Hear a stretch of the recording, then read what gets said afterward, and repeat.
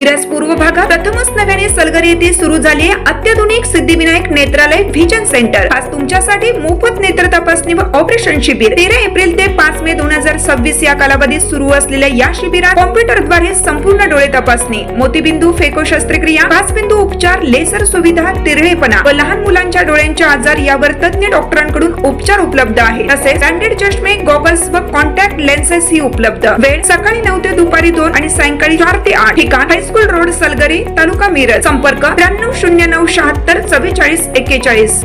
प्रत्येक बातमीतील घटनेच्या वास्तविकतेची तुलना थेट पाहत रहा चांगली अपडेट। मिरज पूर्व भागात बुधवारी सायंकाळी आलेल्या तुफानी वादळी वाऱ्याने अनेक कुटुंबांचे संसार अक्षरशः उघड्यावर आणले। सलगरे येथे घडलेली एक घटना तर अंगावर शहारी आणणारी ठरली। वादळाचा वेग वाढत असतानाच गुरु कांबळे यांच्या घराबाहेर अचानक मोठा आवाज झाला।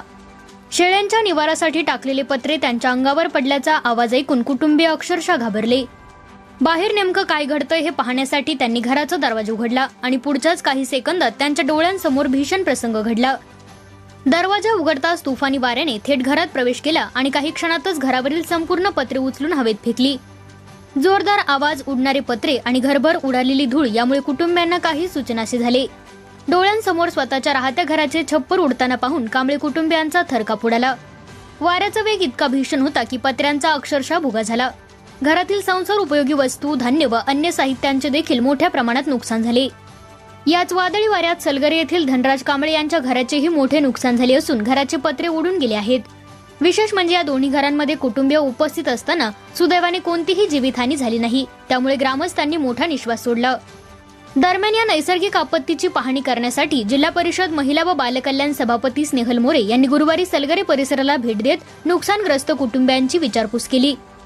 त्यांनी प्रशासनाने तातडीने पंचनामे करून शासनाकडून योग्य ती मदत द्यावी अशी मागणी संबंधित अधिकाऱ्यांकडे केली।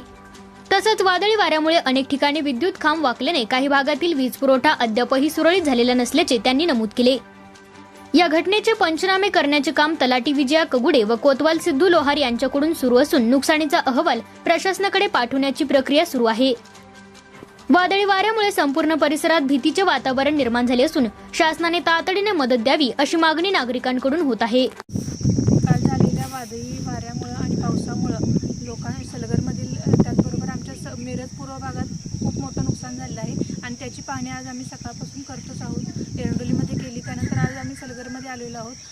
धनराज कांबळे आणि गुरु कांबळे या दोघांच्या घराची पत्रे अक्षरशः उडून गेली आहेत।